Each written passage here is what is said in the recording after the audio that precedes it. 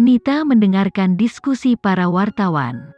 Apa yang kalian tahu? Sejujurnya, dia pergi untuk memohon peran itu pada Tuan Kenzi.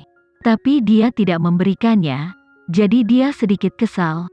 Matanya membawa jejak kegelapan saat dia menoleh ke meninggalkan. Meskipun apa yang dia katakan hanya untuk pertunjukan, dia tidak dapat menyangkal bahwa dia sedikit bersungguh-sungguh. Alexa adalah istrinya Kenzi. Jika dia ingin memasukkan ide ke dalam pikirannya, itu terlalu mudah. Selain itu, jika seorang model yang tidak memiliki pengalaman berakting terlibat dalam film ini, bukankah itu akan memperlakukan semua aktor pekerja keras seperti sebuah lelucon? Setelah siaran pers selesai, Yunita meninggalkan tempat tersebut dengan asistennya. Namun, mereka bertemu dengan Rama di tempat parkir. Yunita dengan hati-hati menaiki mobil Rama dan bertanya, "Mengapa kamu di sini?" "Aku sudah melakukan apa yang kamu perintahkan." Para wartawan menyaksikan perselisihan antara Alexa dan aku. "Kamu benar-benar berani," puji Rama. "Kamu hanya memiliki sekitar 100 adegan untuk dimainkan, bertahanlah di sana. Jika kamu tidak ingin Kenzi mengetahuinya, lebih baik kamu berhenti muncul di depanku," Yunita memperingatkan sebelum membuka pintu mobil dan pergi. Kenyataannya, Yunita benar-benar mengagumi naskah Stupid. Jika dia tidak diancam, dia akan mengambil kesempatan ini untuk mengincar beberapa penghargaan film besar. Namun, sungguh memalukan, mungkin ini takdir. Alexa muncul di siaran pers dan tidak setuju dengan Yunita. Alexa diduga meminta pacarnya untuk peran di Stupid. Ini adalah berita utama yang dirilis oleh media setelah mereka menemukan Alexa di siaran pers. Setelah Natalie melihat ini, dia meremas koran menjadi bola dan membuangnya ke tempat sampah. Konyol, apakah reporter ini buta? Kapan Alexa kita mengatakan dia ingin berakting? Ditambah lagi, bahkan jika dia menginginkannya, ada apa dengan itu? Natalie tidak bisa menerima pandangan media tentang Alexa. Di matanya, dia tidak hanya berpikir bahwa Alexa dilahirkan untuk menjadi seorang model, dia juga berpikir bahwa dia memiliki potensi untuk menjadi seorang aktris. Ini bisa dilihat setiap kali dia muncul di landasan. Dia memiliki kemampuan untuk memadukan jiwanya dengan panggung dan pakaian perhiasan yang dikenakannya, memberikan kesan bahwa dia bisa berubah menjadi apapun. Dia memiliki kemampuan untuk berbaur dengan lingkungan apapun. Adapun pecinta film Stupid, apakah mereka tahu apa yang mereka bicarakan ketika mereka mengatakan Alexa harus tetap menjadi model dan tidak merusak filmnya? Merekalah yang merusak filmnya. Seluruh keluarga mereka merusak filmnya. Mereka tidak salah, kata Alexa sambil dengan santai membolak-balik majalah. Sejujurnya aku tidak tahu bagaimana harus bertindak, itulah kebenarannya. Tapi, apakah perlu mengatakannya dengan cara yang begitu kasar? Alexa sama sekali tidak terpengaruh. Bukannya dia diadili oleh seluruh industri. Tidak ada gunanya membiarkannya sampai padanya. Sejujurnya, apakah Tuan Kenzi benar-benar memintamu untuk mengambil bagian dalam film itu? Natalie tiba-tiba bersandar di bahu Alexa dan menggoda. Kenapa dia melakukan hal seperti itu? Alexa bertanya balik. Jadi dia bisa memperluas cakupan karirmu. Ditambah lagi, menurut kepribadianmu, aku yakin kamu akan senang mencobanya.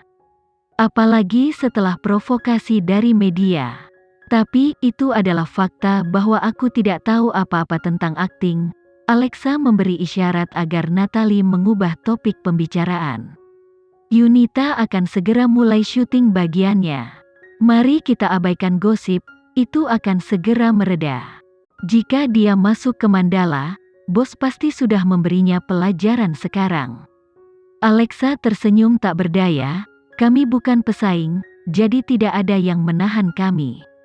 Dia bisa menghinaku di dalam industri film dan hiburan semaunya, dan aku juga bisa menghinanya di dalam industri modeling.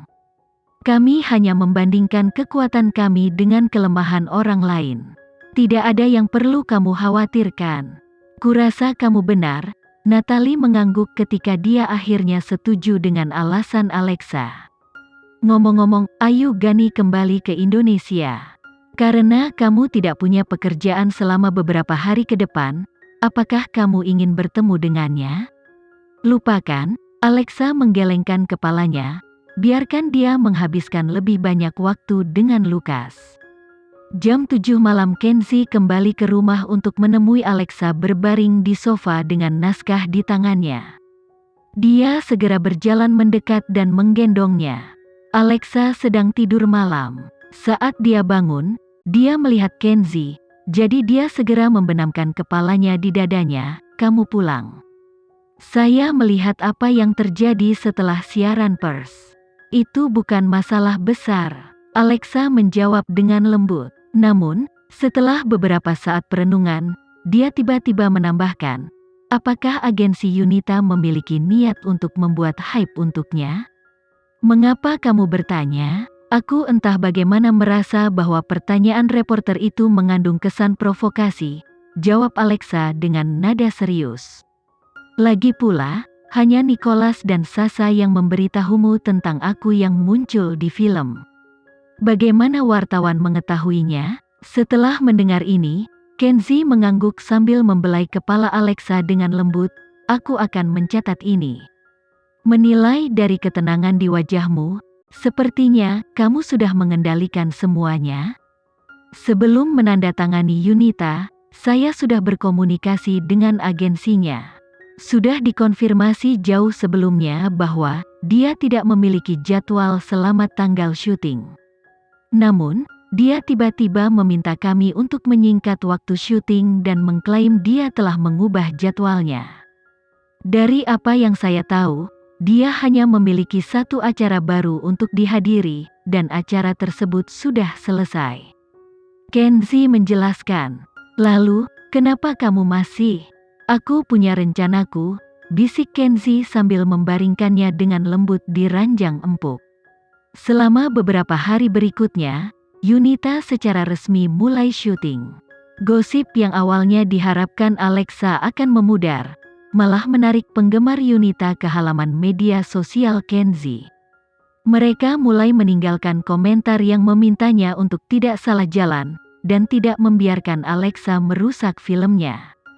Tapi, halaman media sosial Kenzie adalah tempat berkumpulnya semua penggemar pasangan. Jadi, begitu mereka melihat komentar yang ditinggalkan oleh Yunita fans, tidak mungkin mereka bisa menahan amarah mereka. Mereka segera membalas dengan komentar yang mengolok-olok Yunita, karena memiliki kaki yang pendek dan tidak mampu melakukan kehadiran yang kuat dari pemeran utama wanita. Argumen antara para penggemar ini membuka tirai untuk masalah yang sebelumnya tidak ada.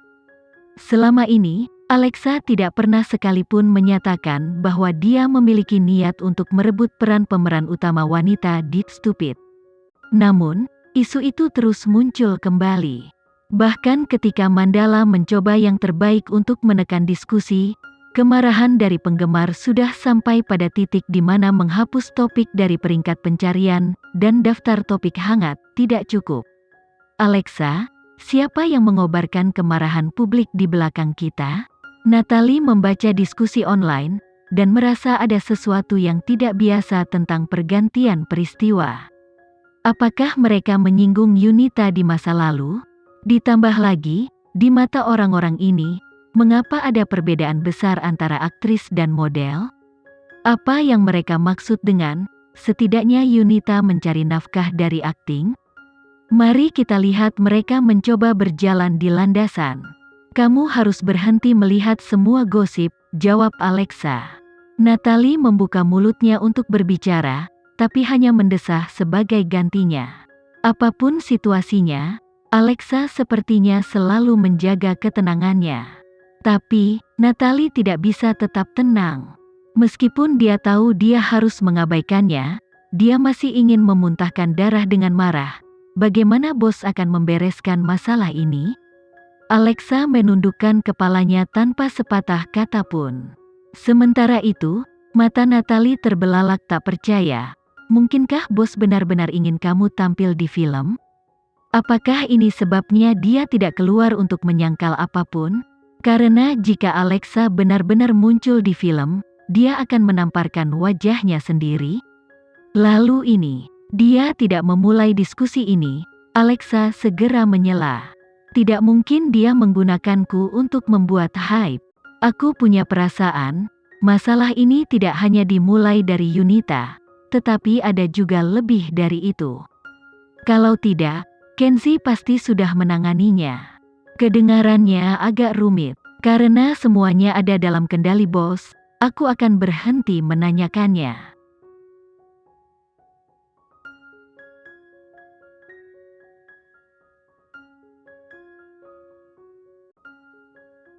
Sekian dulu ya video kali ini, kita lanjutkan lagi videonya di lain waktu. Oh iya, bagaimana menurut kalian? Semoga bisa sedikit menghibur kalian semua. Untuk teman-teman yang baru nonton jangan lupa subscribe ya hehehe. Dan kalau teman-teman ada yang ingin gabung langganan bisa langsung gabung saja untuk dapat fitur yang menarik dan sedikit membantu Mimin. Terima kasih banyak sudah menonton, sampai jumpa lagi, bye bye bye.